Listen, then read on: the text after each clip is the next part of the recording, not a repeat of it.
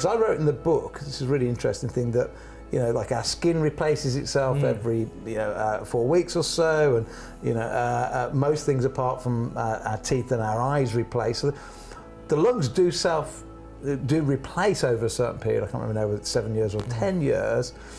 So why is it then that we can't say for sure that after a long period that in other words, if the lungs self-repair or self-replace over say 10, 15 years, whatever the number is, how is it that is it the fact that because they've become damaged, even if they are replaced, you could be building on a rocky foundation? Or so there's different types of damage within the body, and particularly in the longer term, you start to get structural changes within the air spaces within the lungs, and actually what were once small pockets become much larger pockets. They become much thicker, and think about maybe when you've injured yourself and you've got a cut and you've got a scab there, and you know that scab might persist for a long time, perhaps even life, and actually become very, very fibrous and tough. And that's what severe damage to the lungs does. And certain types of damage don't repair themselves as well as other types of damage. And so in chronic obstructive pulmonary disease, which is a very common disease of smokers, you don't get that healing to the same extent. It's still, in those people who've got that, it's still massively beneficial to stop smoking, because you stop the progression of the disease, or you at least significantly slow the progression of the disease down at that point, But if you keep smoking, it continues to get worse. So there is always a reason to stop smoking. So we're going to assume that because you've been smoking for 10 years that you probably are, in your 20s or your 30s. Could be a wrong assumption. So great news. What you start off by saying that if someone stops early enough, then you can expect full recovery. But even if you stopped in the later years, it's still the best thing to do. Absolutely. Is stop, and everything. Eventually, most things. You're increasing your longevity all the time, hopefully, by just stopping. I do want to say a little bit about relapsing now, Relapsing and starting smoking again, it's part of the cycle of stopping. It's okay if you relapse. I mean, I don't want you to think, if you've relapsed and you start smoking again, that you will never be able to give up, that you're somehow weak in willpower. It does happen. So, and they say that the kind of average number of relapses and then before you actually eventually stop is 6. So the average number of times toing and throwing off the cigarettes. So just if you do find yourself, going back onto the smoking, don't think it's just forever. It's okay to relapse. If that happens, it happens. Keep moving forward.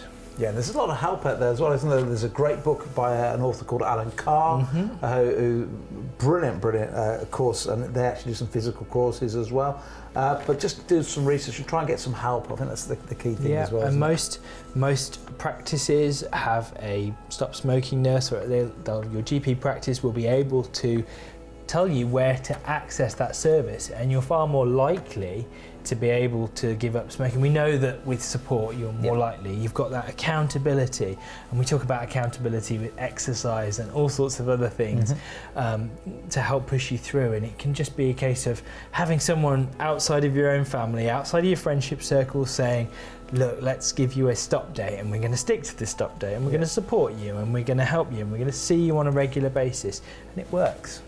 And it's never too late as well. Ian, who runs our warehouse with his wife Lynn, he is late 50s and just finally gave up earlier this year, and he's been off it now for about 9 months. So it's never too late to stop, and it is possible, although we admit it can be difficult, but just don't give up. That's the key thing. Don't give up giving up.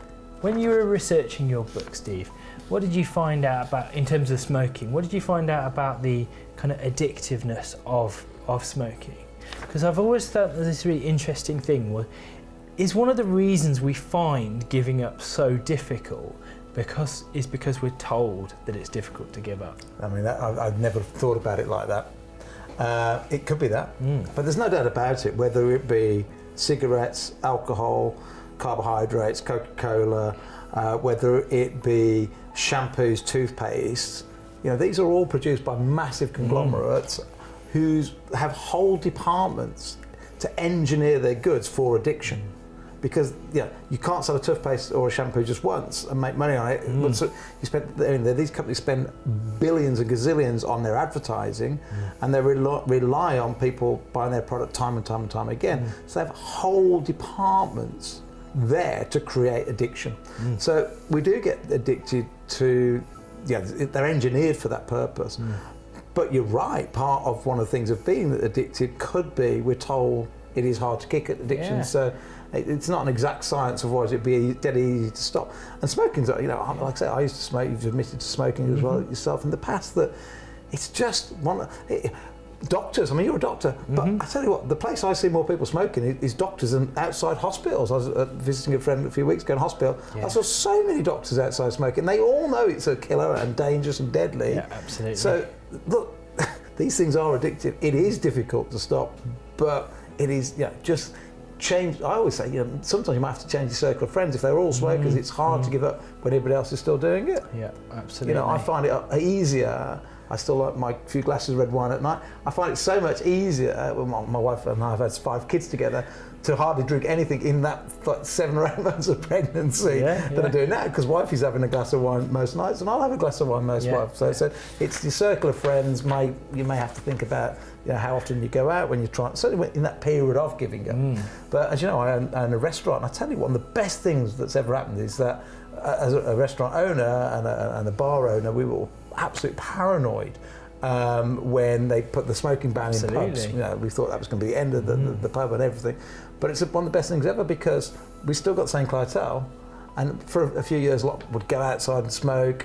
But now a lot of those people have given up just because the environment's changed, and no longer you smoke. When everybody's smoking in the pubs, everybody smoked in the pubs, and no longer anybody does that. So it was certainly a big worry for a lot of businesses and stuff, and certainly has had a big impact on the pub trade and stuff. But I remember having, my wife's a singer, and actually it's great that she doesn't have to work in a smoky environment anymore like I used to before.